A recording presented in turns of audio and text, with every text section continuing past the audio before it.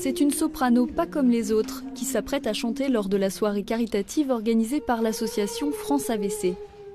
Lauriane va offrir sa voix à une cause qui la concerne personnellement, car elle-même a été victime d'un accident vasculaire cérébral il y a 4 ans. Marie et le docteur Voiement sont venus sensibiliser le public aux facteurs de risque. L'AVC touche de plus en plus les femmes jeunes qui fument, qui ont des facteurs de risque, donc c'est aussi un point important. L'AVC, on peut l'éviter si on est hypertendu en traitant sa tension artérielle, si on est diabétique en traitant son diabète et en mangeant bien, en faisant de l'exercice, on peut aussi le prévenir. Sur scène, la jeune femme est l'incarnation même de la vitalité et de l'énergie.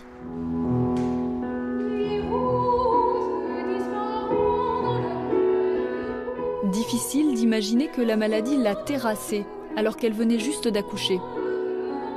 La convalescence de Lauriane après son AVC a duré plus de 6 mois. Une période où son mari et la musique ont beaucoup compté pour elle.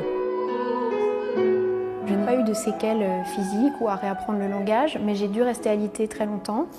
Et d'ailleurs, on a fait pas mal de tests parce que quand j'ai pu me relever, etc., j'avais en fait un engourdissement léger, mais enfin existant. Donc je lâchais les tasses dans la cuisine et ça me faisait peur parce que je me suis dit ça y est, j'ai perdu quelque chose.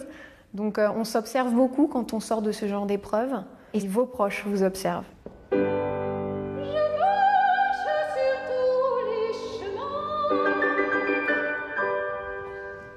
Le chant m'a énormément aidée à justement retrouver la maîtrise de moi-même, à retrouver la confiance en moi. Mais se produire 1h30 sur scène demande des efforts physiques et des émotions intenses. Autant de choses que les médecins déconseillent à Lauriane pour éviter une récidive. Super. Merci. Vraiment bravo. Oui. Ah, moi j'adore les vocalises, mais alors ça me fait très mal parce que j'ai toujours peur à un moment, vous savez, le couac en haut. Bah, comme mon mari, il a toujours peur du couac en fait. Je le vois, il est comme ça. Et quand c'est fini, il fait... C'est un applaudissement de soulagement. Quand ça monte comme ça. J'ai toujours peur qu'elle en fasse un peu trop.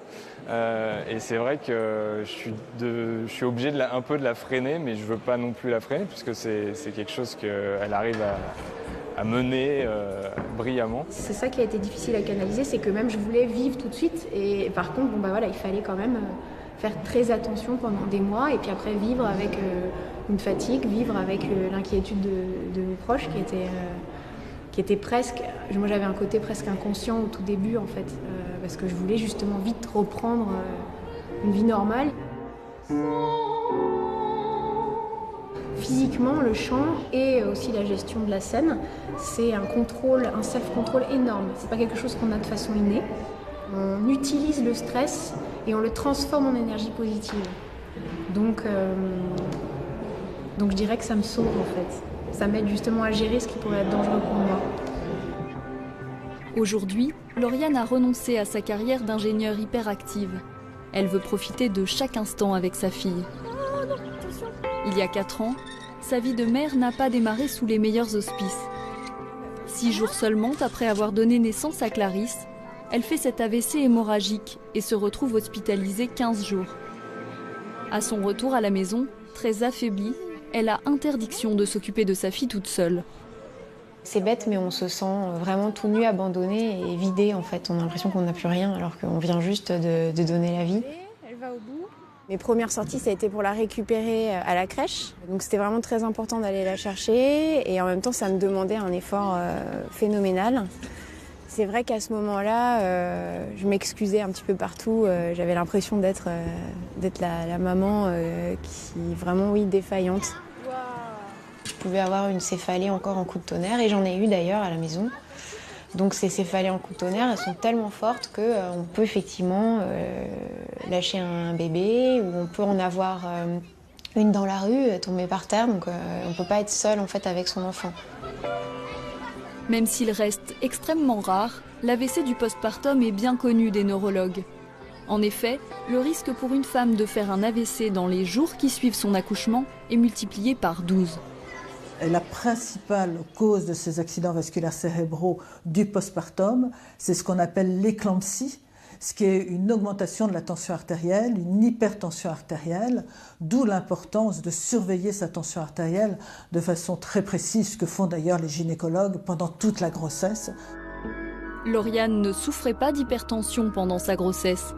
Son AVC a probablement été provoqué par un autre facteur de risque.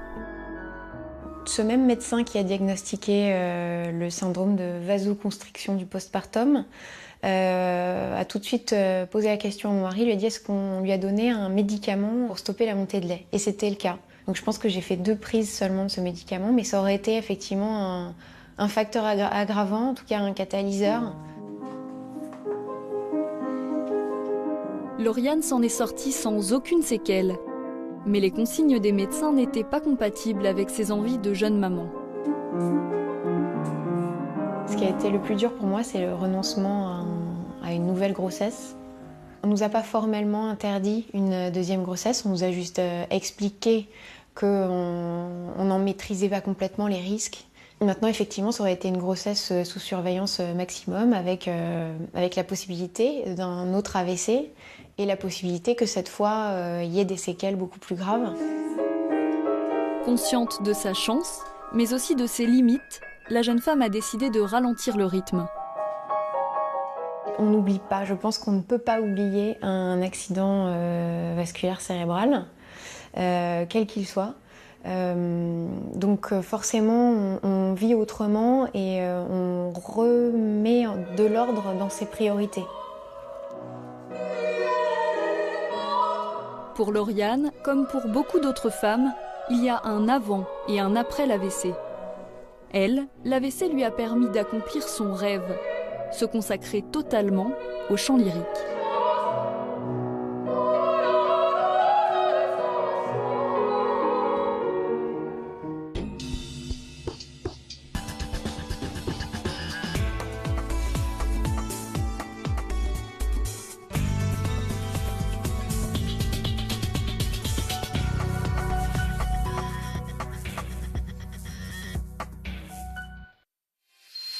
Plus j'ai